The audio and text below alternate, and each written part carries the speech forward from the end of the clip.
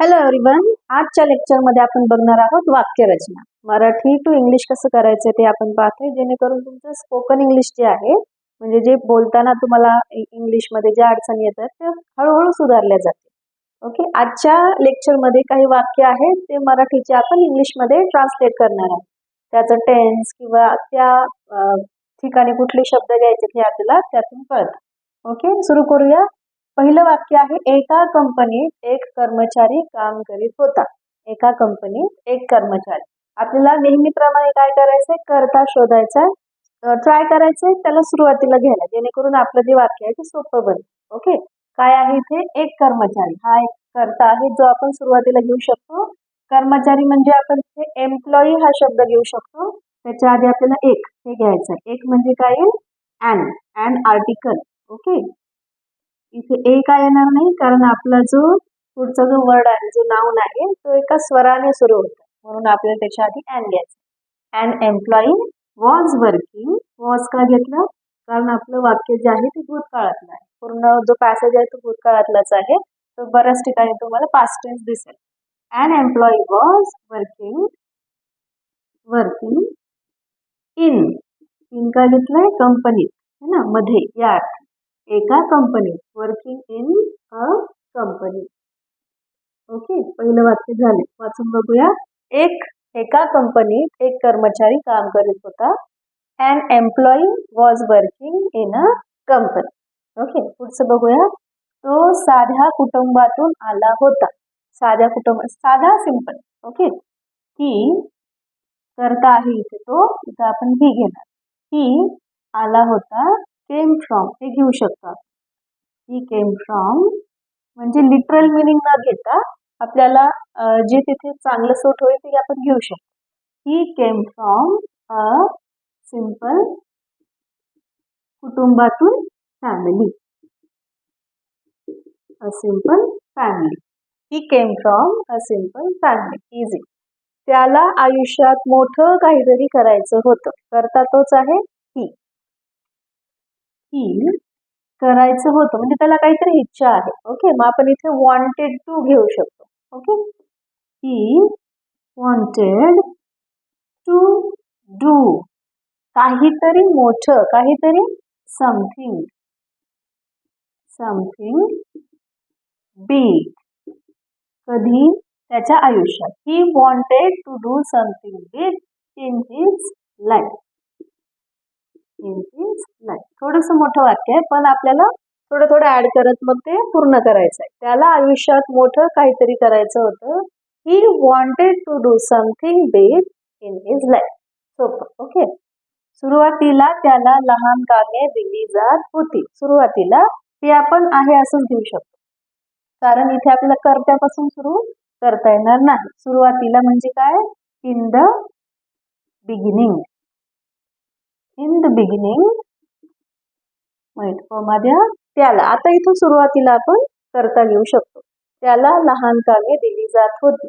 हा वाक्याचा प्रकार थोडा वेगळा आहे, त्याचा तुम्ही छान अभ्यास करा. ही वॉज गिवन.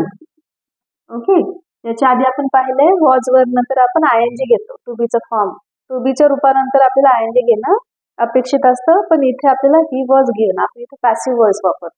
थोडंसं वेगळ्या वाक्याचा प्रकार. ही वॉज गिवन स्मॉल कामे. कामेसाठी तुम्ही वर्क किंवा टास्क घेऊ शकता, ते चांगलं सूट होईल. In the beginning he was given small task. Okay, easy. हे वाक्य वेगळं आहे. पुढचं वाक्य बघूया. पण तो प्रत्येक काम मनापासून करत होता. ओके, हे सुरू होईल पण म्हणजे बट. तो आता येईल करता. ही वॉज, तो प्रत्येक काम मनापासून करत होता. ही वॉज करत, डुईंग एव्हरी. प्रत्येक म्हणजे एव्हरी काम. कामासाठी काय शब्द घेतला आपण, टास्क घेऊ शकतो आपण परत.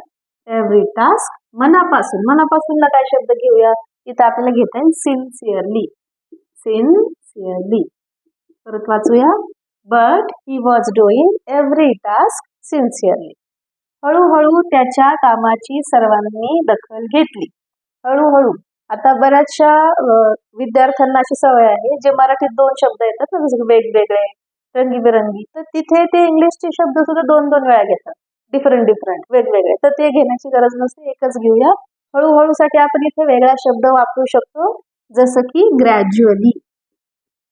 ग्रॅज्युअली म्हणजेच हळूहळू, काही काळानंतर असं. हळूहळू म्हणजे ग्रॅज्युअली त्याच्या कामाची सर्वांनी दखल घेतली. सर्वांनी म्हणजे everyone noticed. Gradually everyone noticed his work. आता इथे वर्क घेता येईल. वर्क का घेतला आपण? कारण त्याचं एकंदरीत सगळं काम जे आहे त्याला आपण वर्क म्हटलं. आणि एकच जे काम होतं जे लहान, ओके, प्रत्येक काम म्हणजे एक छोटंसं काम सुद्धा ज्यांनी चांगल्या पद्धतीने केलं त्याच्यासाठी आपण टास्क घेतलं. आणि ओव्हरऑल त्याच्या पूर्ण कामासाठी आपण म्हटलं वर्क. वाचूया. Gradually everyone noticed his work. Okay, पुढे बघूया. त्यामुळे त्याला मोठ्या प्रोजेक्टची जबाबदारी मिळाली. ओके, पुढे. त्यामुळे म्हणजे काय घ्यायचंय? That's why comma. आता आपण परत इथे ह्या प्रकारचं वाक्य घेऊ शकतो, जसं की ही वॉज गिवन. मिळाली. ओके, तुम्ही हे वाक्य वेगळ्या पद्धतीने घेऊ शकता. ही गॉट रिस्पॉन्सिबिलिटी ऑफ, हे पण घेऊ शकता. पण इथे मला थोड्या वेगळ्या प्रकारच्या वाक्याची आवश्यकता वाटली म्हणून मी घेते. He was given responsibility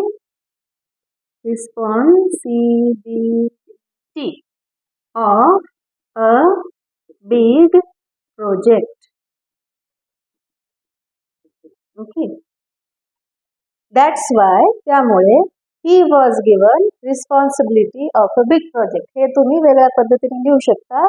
that's why he got responsibility of a big project असं पण चालतं. Okay, last sentence. काही वर्षात तो त्या कंपनीचा व्यवस्थापक झाला. काही वर्षात म्हणजे काय? विदिन फ्यू इयर्स घेऊ शकता. विदिन फ्यू इयर्स तो त्या कंपनीचा व्यवस्थापक झाला. आता आपण कर्ता घेऊ शकतो. ही झाला, बिकेम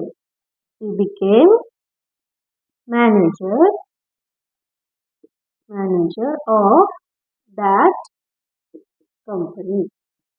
ओके, आजच्या लेक्चरमध्ये काही वाक्य मी थोडेसे वेगळे घेण्याचा प्रयत्न केला, जेणेकरून पॅसिव्ह वॉइस जो आपण शिकलो तो तुम्ही थोड्या प्रमाणात वापरू शकाल. तिथे तुम्ही साध्या प्रकारचे वाक्य जरी घेतले तरी चालतात, जसं की आपण सेकंड लास्ट सेंटेन्स पाहिले.